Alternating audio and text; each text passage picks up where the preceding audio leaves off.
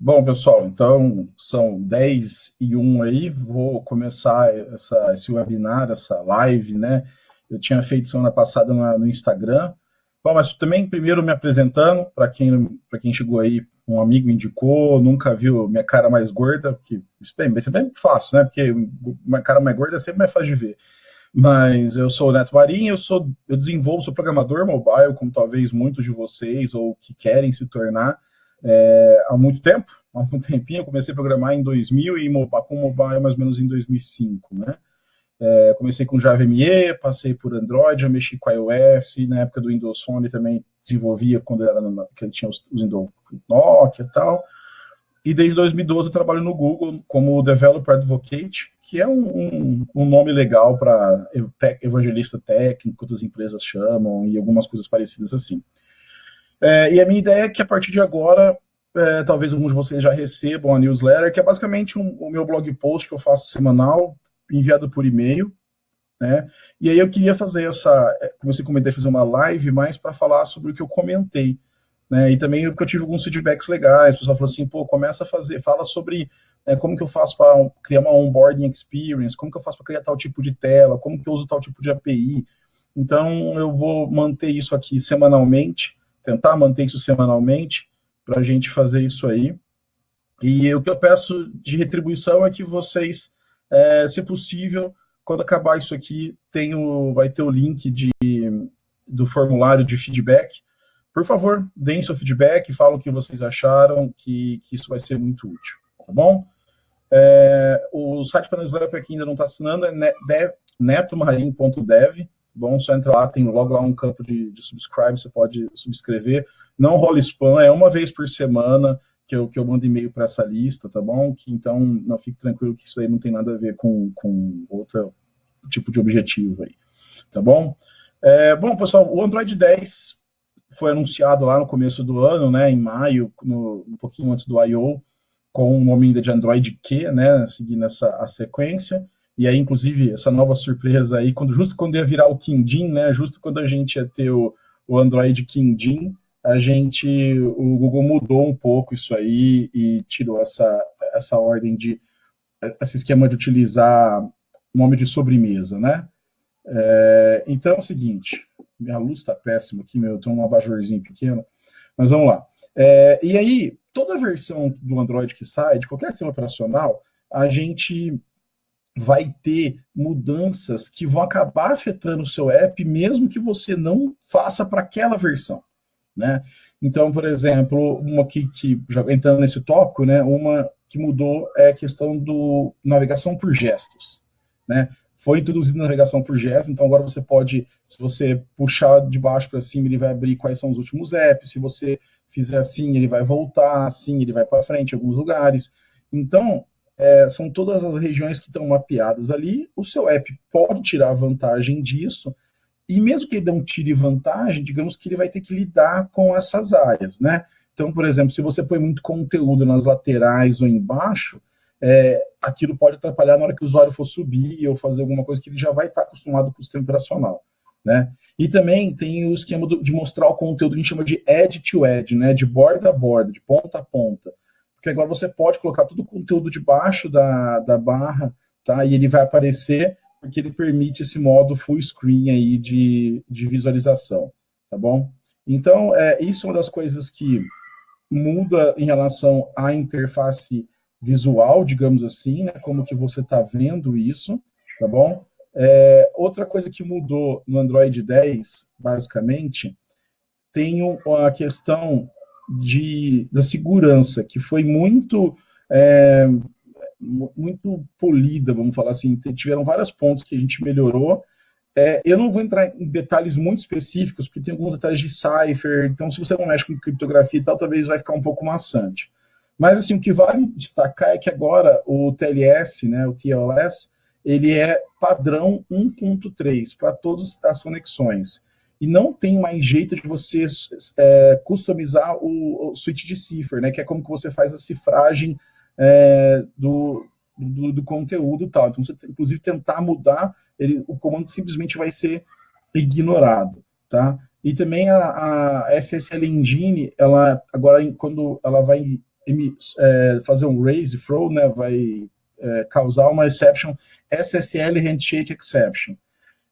Mas assim, eu não vou entrar em muitos detalhes, porque eu sei que talvez isso não seja um assunto muito comum para a maioria de vocês, ou para a maioria de desenvolvedores e desenvolvedoras. Então, você digita lá Android 10 Behavior Changes, tem lá todos os escritos, os métodos que mudam, quais são os ciphers que mudam e tudo mais. Ainda dentro dessa parte, nossa parte de, como fala, desculpa, ainda mais essa parte não é segurança, mas também de privacidade, né? O Android teve várias mudanças em relação à preocupação como o usuário pode controlar aquilo que está acontecendo, tá? Então, o que acontece é o seguinte, nesse caso, por exemplo, teve uma mudança nos broadcasts de Wi-Fi. Agora os broadcasts que são o Peer-to-Peer Connection Change Action e o This Device Change Action, eles não são mais disponíveis diretamente pelo broadcast. Tem que registrar e fazer o get daquele broadcast, tá bom? E aí o usuário vai poder escolher se ele vai permitir aquilo ou se ele não vai permitir aquilo lá, tá bom? Outra coisa que a gente tem também é a questão do Wi-Fi Aware Capabilities, que é basicamente o seguinte, o Wi-Fi Aware, quem não está acostumado, é aquilo que permite que dois dispositivos conversem numa rede Wi-Fi sem precisar saber a senha, algumas coisas assim pré-determinadas. Isso é muito comum de ver, por exemplo, em setup de lâmpadas inteligentes, de alguns hardwares, de alguns telefones, ou quando você vai passar dados entre dois telefones, por exemplo. Tá? Nesse caso, agora, a mudança que aconteceu, na verdade, que dá para usar também conexões socket TCP e UDP. Né? Antes era só, você tinha que usar primeiro um Bluetooth, depois ter um segundo layer. Agora você pode fazer tudo, inicializar um server de sockets direto pelo TCP e UDP, e aí você vai usar os protocolos de MDNS, Discovery, e o Android vai descobrir para você. Você vai ter só que saber, geralmente, o nome da rede, então essas coisas que você já pode colocar direto no seu aplicativo. É bem legal se você desenvolve hardware, algumas coisas assim, é bem interessante.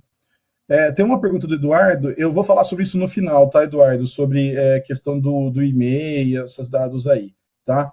Que é um ponto mais no finalzinho, mas tem jeito sim, você tem que usar o Android ID, mas vamos lá que a gente vai falar daqui a pouco.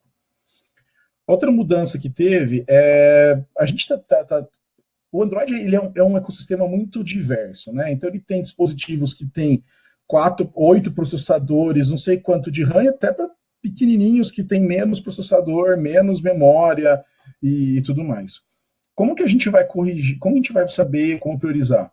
Então a gente criou meio que uma versão mais específica do Android, chamada Android Go, e aí que os dispositivos com menos de 512 megas de memória, embaixo de 1 GB de memória, desculpa, eles rodam essa versão do Android que vai priorizar algumas coisas em relação a outras, com consumo de bateria e tudo mais. Nesse caso, para evitar um desgaste de bateria muito grande, para evitar um consumo de dados muito grande, algumas coisas vão sendo alteradas. Uma delas é a permissão System Alert Window, né? Que basicamente essa permissão ela deixava você desenhar um overlay em cima de outra memória, em cima de outra tela. E isso consome muita memória. Basicamente, vocês devem ter visto já, um exemplo bem clássico disso são os negocinhos do Facebook lá, ou do Messenger, que você vê lá e você clica, ele abre a mensagem e tal. Mas, se você faz isso, e vai para esses dispositivos mais low-end, vai ter um novo framework chamado Bubbles, que você pode utilizar, e ele vai fazer isso, é bem tranquilo, é bem mais fácil, inclusive, do que fazer todo o overlay do System Alert Window e tal, muito mais simplificado, tá bom? Também o que a gente tiveram algumas mudanças em relação à conexão HTTPS. Então, antes você podia passar um valor nulo para SSL Socket Factory, que na verdade você não queria nenhum factory de socket, mas agora você tem que passar. E na verdade, por trás, assim, ele tinha a função de tá nulo, eu pego o default factory. Agora, você se passar um nulo, vai receber uma exception. Então, que é Illegal Argument Exception. Então, agora você precisa, pelo menos, você mesmo chamar o default factory, tá bom? Outra mudança que talvez, isso é para todos os apps, né? No Android 10 está descontinuado o Android.preference, tá?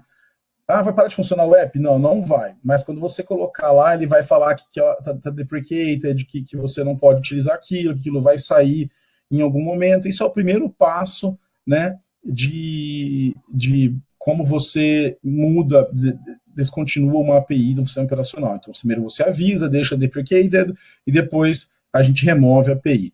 Ah, e como que eu faço agora para salvar isso? A gente moveu muitas coisas que podem ser movidas para dentro do Android X, no Jetpack, né? Então tem a biblioteca lá no Android Jetpack específico para o Preference. Usem lá, inclusive ela tem coisas legais de criptografia, é bem interessante mesmo essa biblioteca. Até talvez eu faça um dia uma demo rápida de como usar preferências no Android 10. É um videozinho bem curtinho aí, tá bom? E aí também tiveram algumas mudanças bastante, como quem usa zip. Então, se você usa zip para compactar algum arquivo, enviar, dá uma olhadinha específica lá, também não vou entrar entre os detalhes. E também uma mudança interessante que teve foi em relação à câmera. A câmera vem sendo evoluída bastante, né, a câmera do Android. Tem a câmera agora, o Camera 2 lá, né, a nova API de câmera, e que a gente está tentando melhorar ainda mais. Só que teve um novo elemento nesse tempinho aí, né, que são os dispositivos dobráveis, os foldable devices. Esses dispositivos, o que eles causam? Eles causam meio que uma confusão na hora das telas se organizarem, porque ele tem diferentes tamanhos e disponibilidade de tela para cada estado ou momento que está acontecendo isso aí. Então, isso daí, então o que a gente fazia em geral? Quando você ia usar a câmera, você assumia, se o dispositivo tivesse, se o hardware, se o software tivesse como, dando como está na vertical, ele assumia que o dispositivo estava fisicamente na vertical, tá? Isso era uma premissa válida, porque o mais que acontecia era só fazer uma mudança de orientação ali interno que estava tudo certo. Já agora, não só de orientação, né? A tela pode ter diferentes tamanhos. Agora ela tem um tamanho quando fechado e um tamanho quando aberto. Então você precisa agora passar, você não pode assumir qual você tem que checar a orientação, né? E APIs e aplicativos que tiverem API acima de 24 ou acima, vão ter que colocar o Resizable Activity, digamos que explícito na propriedade. Por quê? Mais uma vez, porque também no Foldable agora vai ter mais esquema de você fazer o redimensionamento das janelas, tá? Então, assim, tem que se preparar para esses dispositivos. Muita gente já está comprando eles, principalmente nos Estados Unidos, Coreia e tudo mais. Assim. Então, se o seu app tem esse alcance global, tal, é bom ficar esperto com isso aí. Tá bom, pessoal? Uma coisa que parou de funcionar, digamos assim, vai ser o Android Beam, que para quem não lembra, quando você encosta dois telefones Android, ele fazia troca por NFC. A gente também está removendo algumas APIs do NFC que não eram muito utilizadas. Elas vão continuar no Android Core como opcionais, então se um OEM está embarcando no dispositivo e quer usar essa API, ela vai continuar sendo suportada, mas os telefones em si não vão poder mais usar essa API, tá? Mas assim, pagamento, todo o resto que é com NFC, pareamento de Bluetooth que você pode pôr no fone e tal, isso vai continuar funcionando, tá? Então, se você trabalha com essa parte também, fique tranquilo que isso vai continuar funcionando aí.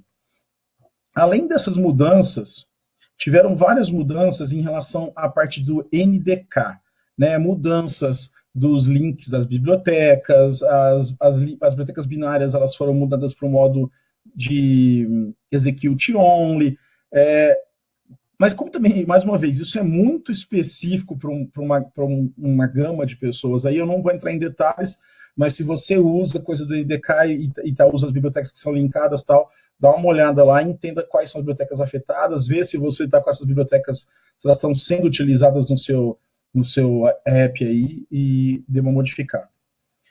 Agora, uma coisa também que do Android 10, que o Eduardo já tinha falado no chat, que em relação à questão do e-mail, isso aconteceu porque a gente teve uma mudança, uma série de mudanças, na verdade, nas políticas de privacidade e privacy features, né? Funcionalidade de privacidade.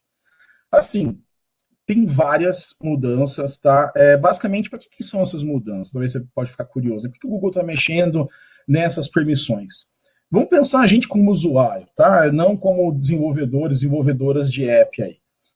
Você não fica de saco cheio quando algum app pede permissão a mais, ou coleta alguma coisa, ou faz uma coisa que você não queria que ele fizesse, ou você, pelo menos, não está consciente de que ele fez? Então, é complicado.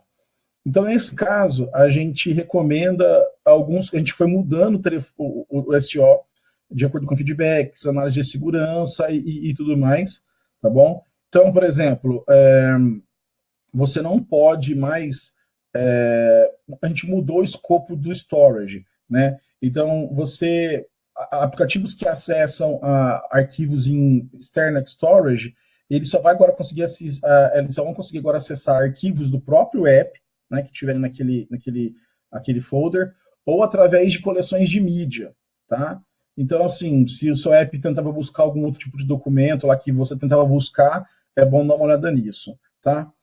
Mais controle sobre as permissões, então, só as permissões de foreground, né, que estão rodando enquanto você usa, elas vão ser inicialmente providas, depois você tem que ver se o usuário está te dando a permissão de background, e aí se prepare e tenha certeza que mesmo que aquela permissão de background tiver dada para você, que o seu app saiba lidar com isso, tá? Então, você precisa de algum dado, depois quando fica online você muda, então isso é muito importante, tá? Os identificadores de hardware não resetáveis, né? Basicamente o número serial e o e-mail, né? Você tem que usar um serial que o usuário possa resetar. Eu sei que isso, às vezes, para alguém que mexe com segurança, para várias coisas, a gente realmente entende que isso é um problema para vocês, tá? A gente também entende, mas ao mesmo tempo a gente entende que isso também poderia ser usado de formas não, como que eu posso dizer, não muito corretas de se utilizar, certo? Então a gente acabou por fazer essa modificação e isso meio que eu sei que atrapalha algumas vezes, mas na verdade isso não tem, assim, você consegue ter as mesmas coisas de segurança através dessas outras formas, tá? Então, assim, o que você tem o chamado Android ID? O que é esse Android ID? Né? Android ID é um número de 64 bits, uma hexastring, né? Que ela é gerada randomicamente na primeira vez que o device dá o boot, e aí ele fica esse mesmo número até o usuário, por exemplo, reinstalar o dispositivo ou reflechar, digamos assim, o Android, ou zerar as configurações de fábrica, né? Então, vamos supor que você tem um usuário você tem que instalar seu usuário e ele dá sei lá, estava zoado o telefone ou algum motivo, deu um reset factory settings lá, esse número vai ser resetado, tá? Você vai ter que talvez então, bolar outros mecanismos, mas uma vez esse número criado, ele não vai ser compartilhado por ninguém, mas ele não vai ser usado em nenhum outro telefone, ele não vai ser usado por nenhum outro usuário, e ele vai ficar ao fim até que esse usuário, sei lá, resete esse telefone, formate ou mude de telefone, tá bom? Então, que seria a mesma coisa que o e-mail, né? O e-mail, se a pessoa trocar de telefone, muda o e-mail, tá? Mas o Android ID, ele não é... Quando a gente fala resetável, né, é porque, assim, ele não é um para o device todo, né? Então, se eu trocar com o e-mail de telefone, eu vou pegar o telefone, vou formatar, esse telefone vai estar zerado e vai estar com um novo Android ID para mim, tá bom? Procurem sobre Android ID, dá para utilizar, a gente inclusive recomenda isso para vários parceiros que procuram a gente, como uma forma de compensar essa questão do e-mail, tá bom? É uma forma aí bem interessante. Pessoal, agora também tem as mudanças que aconteceram para os apps que vão ter o target API 29, né? Isso aí eu queria só aproveitar, só lembrar que sempre que possível, mantenha o target para a última versão. Só respondendo, Eduardo, a gente pensa em colocar um ID único. Não, porque na verdade já tem, que é o e-mail, que a gente não vai fornecer mais por questão de segurança, por questão de privacidade.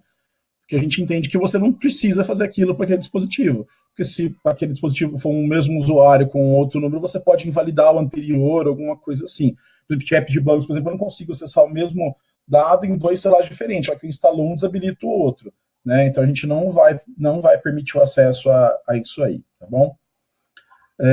Então é o seguinte, o Target SDK, pessoal, parece uma besteira, mas ele é legal porque ele vai garantir que o app funcione bem nas últimas versões, ele pareça mais moderno, tá bom? Então, assim, sempre que possível, atualize. Mas antes de atualizar, por favor, vai lá, faz o teste, põe no emulador que seja, roda, vê se o app não dá crash, sabe? Porque eu costumo falar isso, a gente é programador aí, e a gente acha que do jeito que funciona o nosso, funciona em todo mundo, né? Que tudo que a gente faz também funciona em todos os lugares. Então, assim, não é bem assim, né? Então, tem que ter um cuidado aí, tá bom? Sobre a questão do que mudou para quem faz o target no API 29. Tem algumas coisas que agora o Android já tem faz um tempinho um negócio chamado Compilation Ahead of Time, né? Que o Android pré-compila algumas coisas do seu app para deixar isso já disponível para uma pessoa de fora. Nossa, tem uma criança gritando aqui atrás, mas isso faz parte de fazer trabalhar de casa, né? E aí, sim, Francisco, eu vou ter um tempinho no final para pergunta, eu vou liberar para pergunta no final, tá bom? E aí, o que acontece é o seguinte, a gente tem agora que você pode, na verdade, o AOT que a gente falava, né, você podia meio que subir pedaços que não foram compilados direto ali, meio que reaproveitar a biblioteca compartilhada, tal, nos negócios. Isso agora mudou. Agora só pode usar que eles tenham sido compilados junto no mesmo ambiente para evitar inserção de código, alguma coisa assim, tá? Se você usa full screen no seu app, no seu jogo, a gente também vai mudar a intent. Você tem que colocar, na verdade, uma permissão de use full screen intent. Mas assim, essa permissão ela é de sistema e automaticamente o sistema vai permitir isso para o seu app, tá? Não vai aparecer por usuário uma pergunta ou alguma coisa assim, não. Então já vai estar direto lá, tá?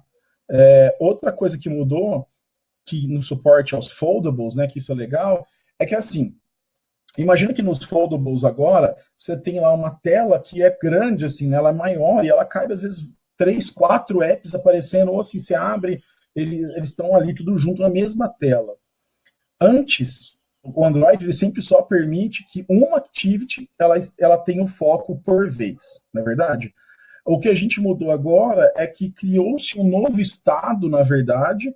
Então, todas as apps que elas estão visíveis para o usuário, elas vão estar no estado de resume, né? Então vai ter executado o onResume, mas só vai ter o foco aquela que o usuário estiver de fato usando.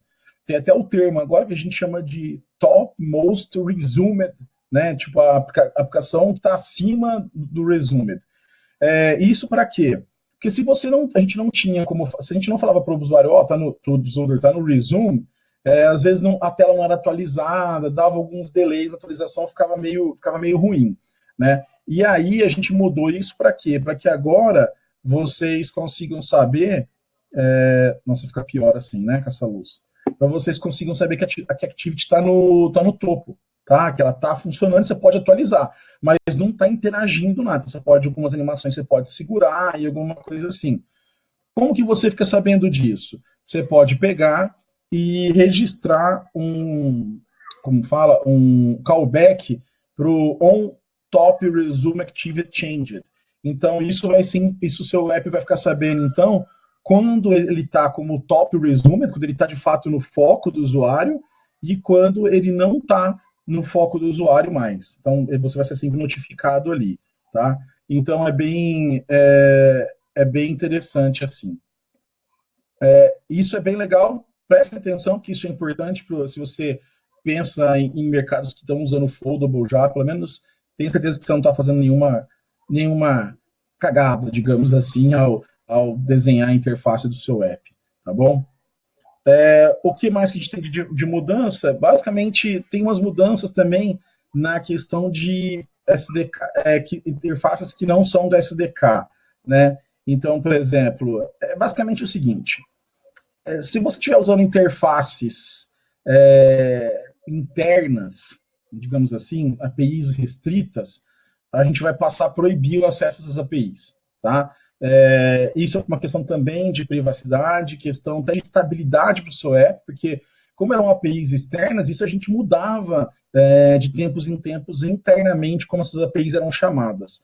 E aí causava crash, então agora você não pode mais acessar APIs que não estão no SDK especificamente. Tá? Isso aí, então, se você usa alguma API escondida e tal do sistema que você descobriu, foi vendo no código, está chamando via NDK e tal, isso aí não tem mais como ser feito, tá bom?